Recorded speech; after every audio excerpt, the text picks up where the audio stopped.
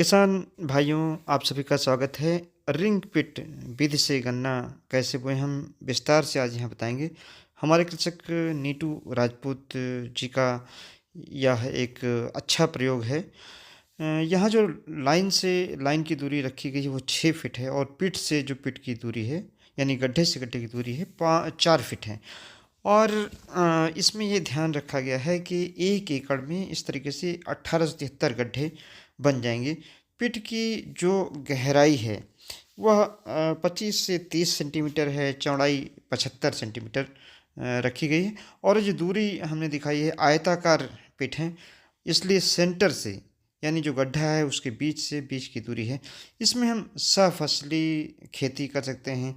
अभी इन्होंने सरसों लगाया था और आलू लगाया था, कुछ ऐसा भी क्षेत्रफल था जिसमें इनके द्वारा लहसुन भी लगाया गया था।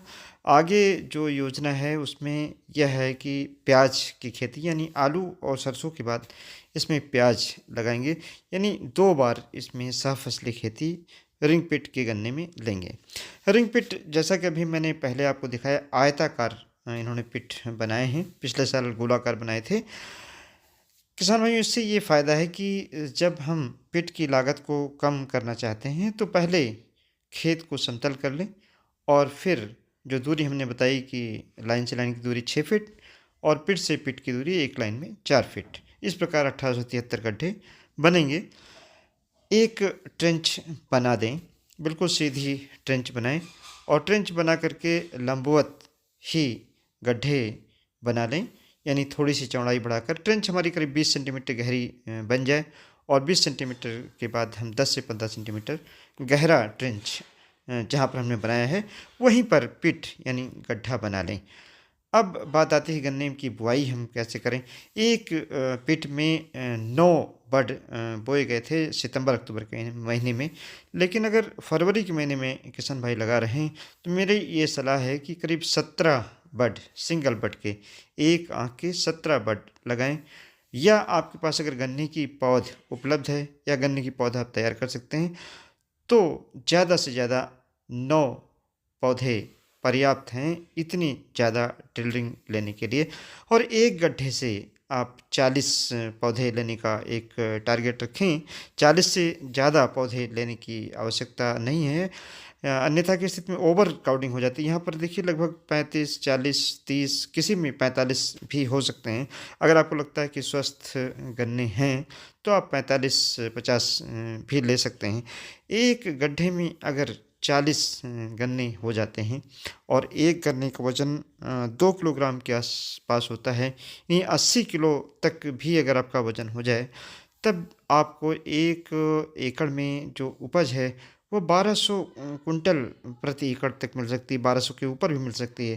गन्ने का वज़न अगर बढ़ता है तो और ज़्यादा उत्पादन मिल सकता है। साथ ही में इस तरह की सहफसली खेती भी आप इसके साथ में कर सकते हैं। इसमें फ़ायदा क्या है, जो 6 फीट की बीच की दूरी है इसमें निरंतर आप दूसरी फसलें लेते रह सकते हैं।